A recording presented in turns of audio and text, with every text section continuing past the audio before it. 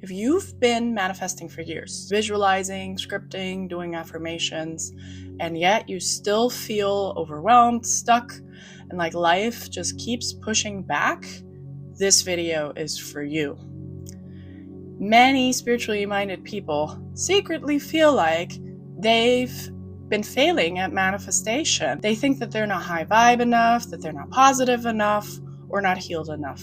Basically, fill in the blank enough. But what if manifestation isn't failing, but really our nervous systems are trying to protect us?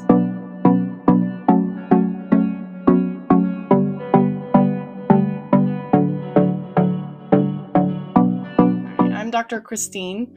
I'm a PhD in Transpersonal Psychology. I'm a coach, I'm a researcher, I'm an educator, a mother, and someone who has lived both spiritual awakening as well as deep nervous system burnout. I've studied all kinds of metaphysical and religious topics for over 30 years, and manifestation theory is definitely one of them, and a topic that I'm extremely familiar with and very interested in. I also have a very unique perspective on this topic because I come from the transpersonal psychology field. And for those of you who are kind of confused about what transpersonal psychology means, it's basically blending the psyche, the human psyche, with spiritual concepts and the idea that we are souls and a physical experience kind of walking this earth. So it's really just bringing in an integrative spiritual and consciousness perspective into the idea of the mind and the personality and the physical being of this physical experience. So today, I want to share my very unique perspective on manifestation, and there will be a couple of more videos coming because we're in the time of year. It's now January of 2026, where a lot of people are trying to manifest goals that they've, written out, intentions that they've written out for the year. And I find that there's, a lot of confusion about why sometimes things aren't manifesting in the ways that they could potentially manifest. So that's what I'm going to share with you today in this video. If you haven't subscribed to my channel yet, please do so because it really helps get this information out to other people. And if you find the information helpful, please share it with your bestie, share it with whoever you think could find this information helpful in their life too, so that they can thrive and create their goals and desires in their life as well. So, the false promise of mainstream manifestation. Let's talk about that. So manifestation has kind of blown up in popular culture. Law of attraction, you might be familiar with the Abraham Hicks teachings. I think tons of other channeled beings are also teaching about this if you're into that. There's of course been the documentary The Secret that has popularized it tremendously. I believe I watched The Secret like 25 years ago when I was a teenager. And it was my introduction to manifestation. And it's really been kind of my entryway into the topic because I was like, wow, what do you mean? I can pretty much create anything, right? At the time, I was very limited, very stuck in my upbringing and the limitations that I was taught life was, bringing with it.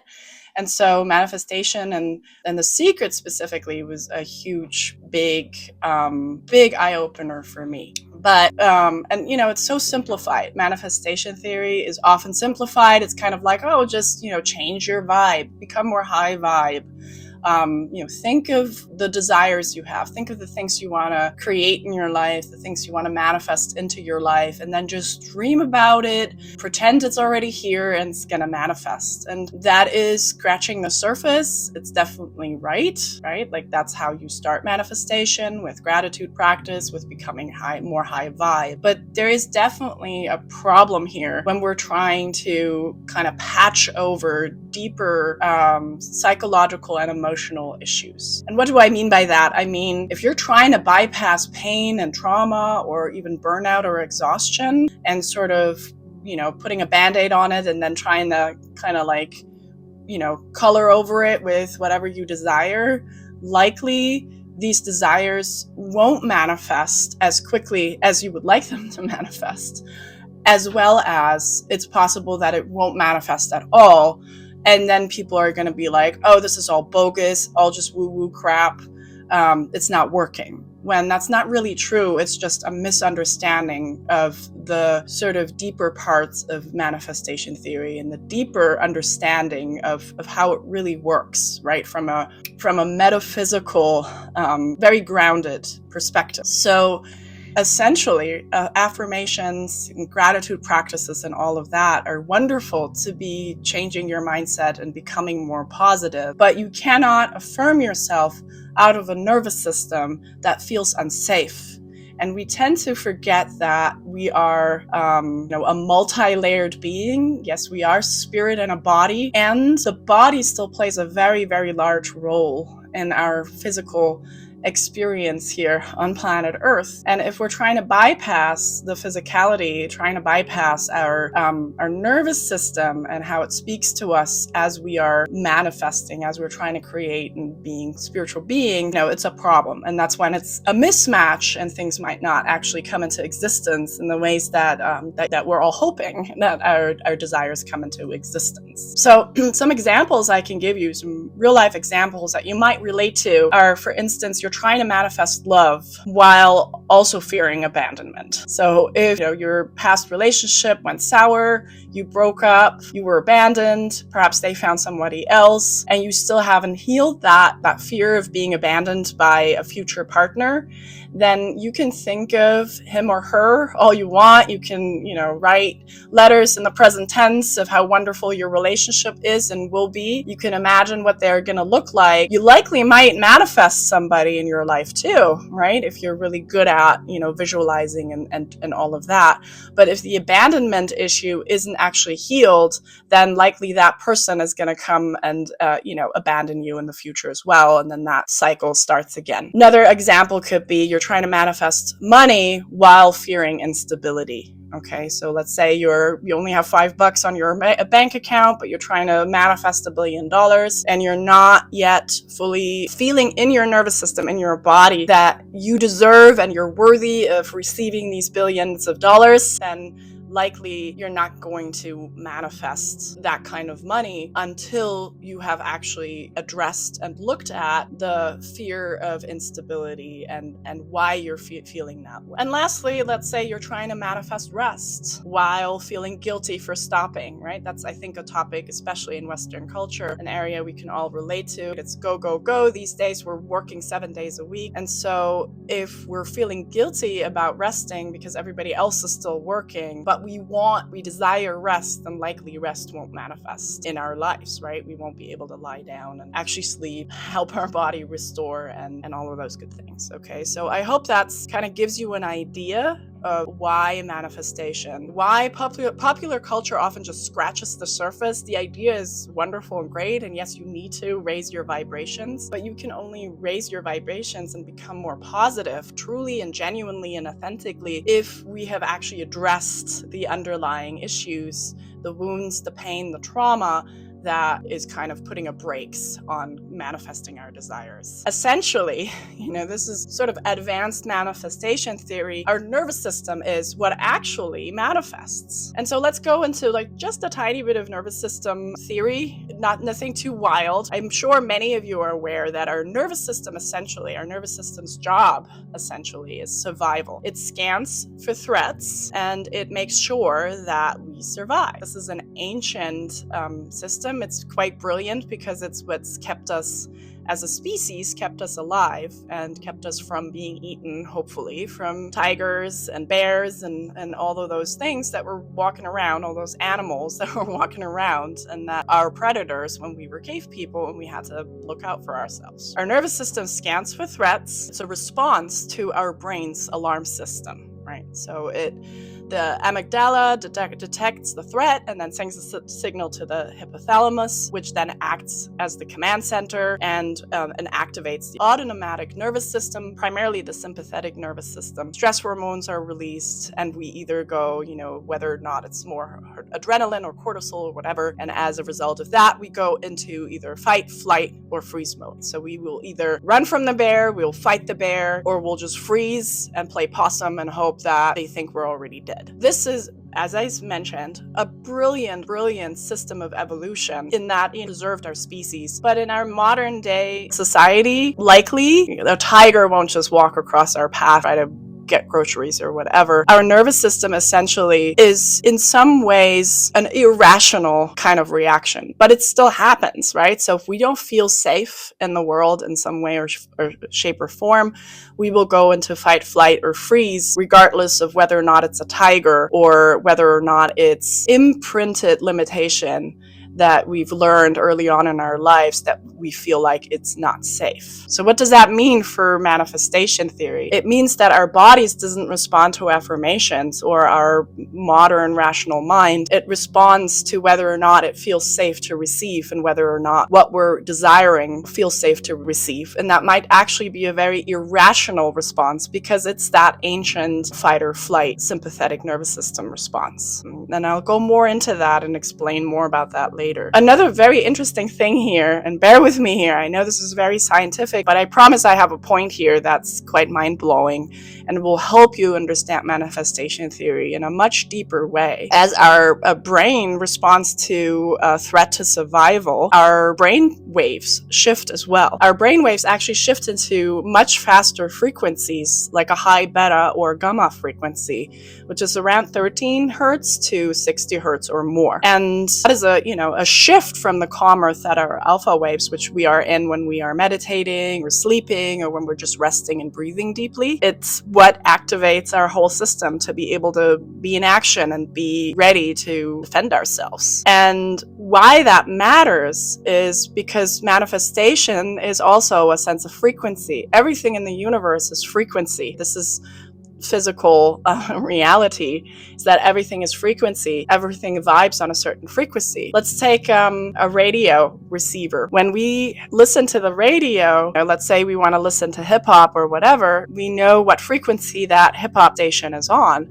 and then we will turn the dial to that exact frequency, and then we are able to listen to hip hop. And manifestation works the same way, right? Let's say we want a red BMW. We are gonna put that frequency out by thinking of the red BMW, and hopefully that dial will then match the frequency of that red BMW, and that's what draws it to us. But if our body, our physicality, isn't actually in that brainwave frequency, if we're in the positive frequency of love, of, oh, I want to manifest that red BMW, but our physicality, meaning our nervous system, our body, isn't in that state because it doesn't feel safe, it's in a fear state, then essentially we have a mismatch. In manifestation theory, you say like attracts like. Same frequency attracts same frequency. That's beautifully shown in the example of the radio frequency.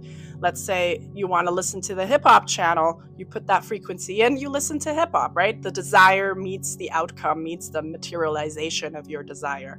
And manifestation theory, it's essentially exactly the same thing. If you're not on that frequency that you desire, right? If you're putting the gas pedal down, but you're also pushing the brakes subconsciously, often, right? Often we're very subconscious. We don't know that we're actually working with abandonment or with whatever else that's putting the brakes on it.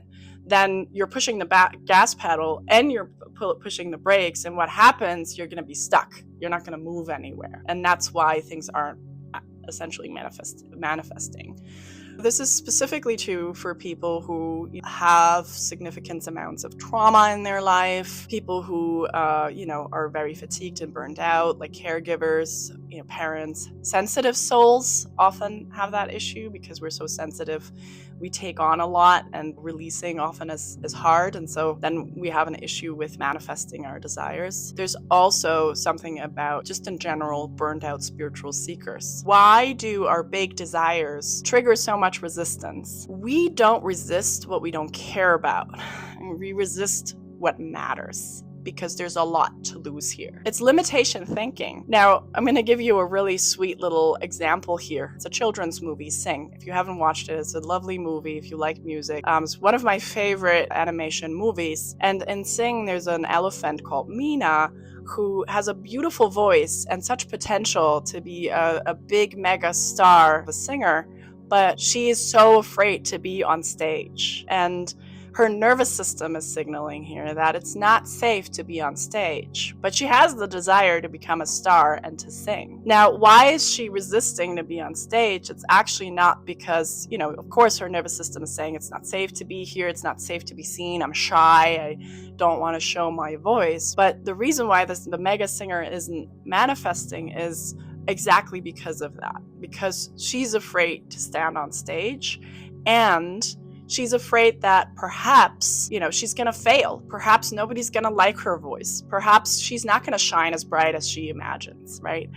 So when fear is in the way, that's often when things aren't manifest. We feel like we're not worthy of it. In case of money, that's often the case. It's often a not feeling worthy of receiving a lot of money. Same with love, not feeling worthy of having a healthy, well-adjusted partner who can lead a committed relationship with you, if that's what you're seeking, for instance. It's really limitation thinking. And where does limitation thinking come from? It usually comes from our upbringing. It usually comes from our caretakers. It's something that's passed down in our lineage, right? That's where generational trauma comes from. It's kind of passed down, and it's what we've seen as examples in our lives. If our parents weren't very happy, then maybe we're going to take that on in our relationships. Issues are often passed down generationally, right? And it's put on us as souls as we come in. So it's mostly limitation thinking. And when there's big dreams, we also have a lot to lose. What if it doesn't work out? So I might as well not even try. So the biggest piece here is to heal and to work through that state of fear, which is essentially then shows within our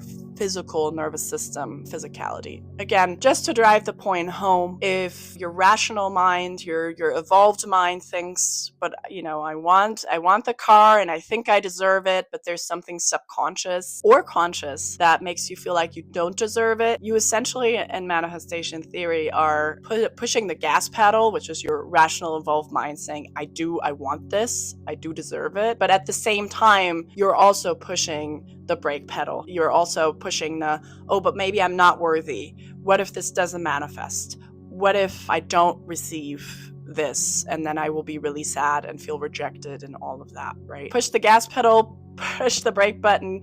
Where are you gonna go? Nowhere. You're just gonna stay stuck and overwhelmed.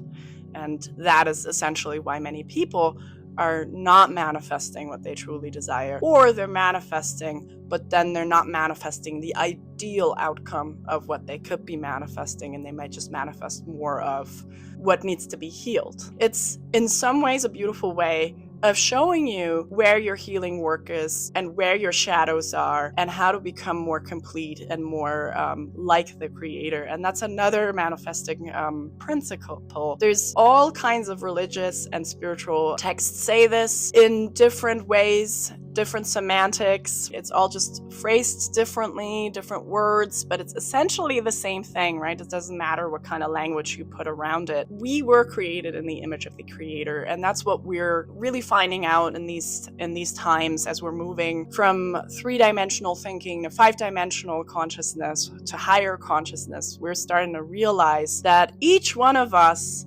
is a beautiful, unique expression of that, of God, of source, whatever, you put in the blank, whatever, how you recognize that, Jesus, it's all the same energy. Love, doesn't matter what word you put around it.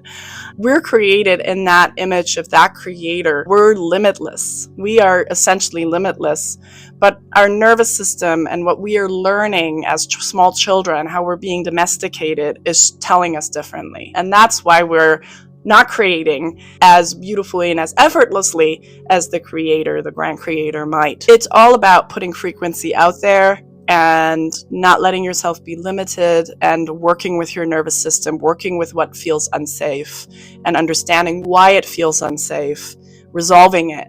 And then you will likely find that manifestation is going to happen much, much easier and more effortlessly. You're going to be more in the flow. Lastly, it also tells us that we're creating all the time, whether we're aware of it or not, because we're creators in the image of creator, right? We're little gods and goddesses walking around on planet Earth. Because we are in the image of creator, we are creating all the time, whether it's positive or negative. We're creating all the time, with our thoughts. We're creating with our thoughts, brain waves. Again, if those brain waves are primarily extremely high, fear state brain waves, then that's what you're going to draw to yourself. There's likely a lot of fear, a lot of chaos, a lot of anxiety.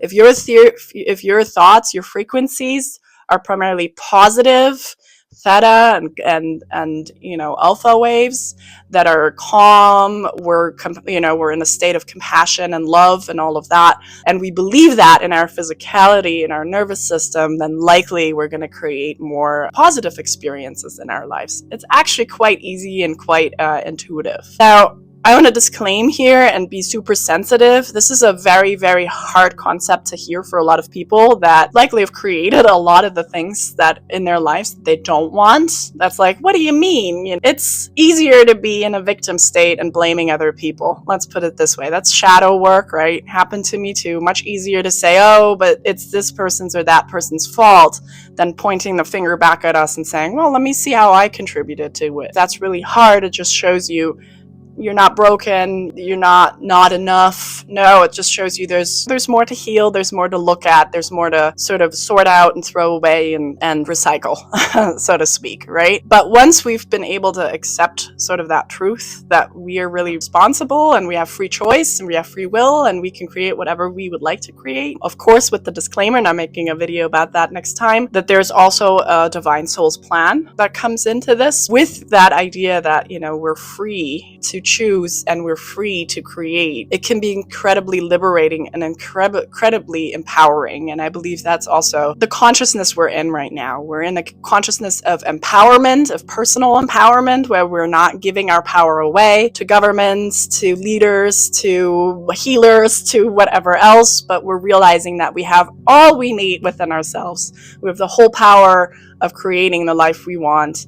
And all we might need from each other is a little guidance and maybe a little support, but that's really it. So with that said, let's do a gentle awareness practice that I'd like to teach you in order to figure out, am I aligned with my desire? If you think of one thing you've been trying to manifest, right? And don't visualize it yet, don't do any of the visualization and I'm drawing it to me. Just think of that one thing you're trying to desire, that one situation you're trying to manifest in your life. And then notice how your body responds. Notice where you feel energy shift. Notice where your heart might beat faster, your thoughts might start going. Just notice it. And then ask, is there any tightness? Is there any numbness? Am I feeling fear? Am I feeling excitement mixed with fear? All of that is information for you to understand whether or not you're aligned with your desires or whether or not there needs to be some healing work that has to be done. You might have to see your therapist, you might have to see your coach, you might have to see your energy healer or your acupuncturist or your massage therapist, or just go and have a conversation with, the big all that is and figure out if what needs to be done before you can actually manifest your desire. The sensation is not blocking your manifestation. It's really showing you where healing is inviting you. So this is a lovely little gentle awareness practice you can do as you're writing down your goals to see where you're at on the scale of being ready and willing and in the flow to really quickly create it in your life. So, manifestation really isn't about becoming more high vibe. It is, but there's some steps that come before that. It's becoming more safe inside our own bodies. As we are operating out of what feels safe and familiar for us, we also might see the theory differently. We might manifest things differently, right? And the place of safety might not be ideal for manifesting.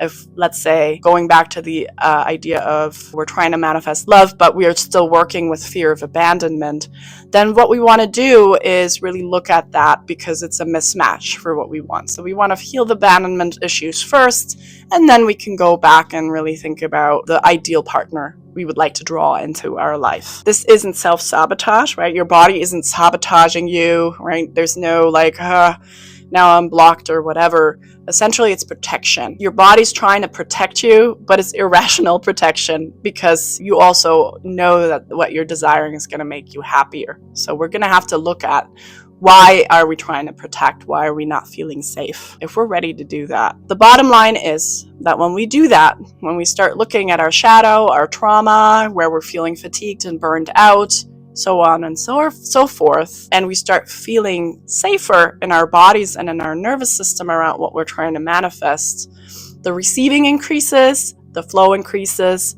and then our reality and our life changes. So if this resonated with you and this is, something that you want more of, this is exactly what we explore in my free community, the Awakening Playground. It's a place for conscious connection, gentle healing, real integration. It's a safe place to connect with like-minded people who are interested in topics like these. So you're very welcome to join us. Again, it's free. You just have to download the school app, request to join, and I'll let you in, and we can connect that way. We have weekly coffee hours. We have free meditations there. So if you have questions or you want to bring your heart's desires there and talk more about what's hard for you at this moment, you're free to bring all of that there.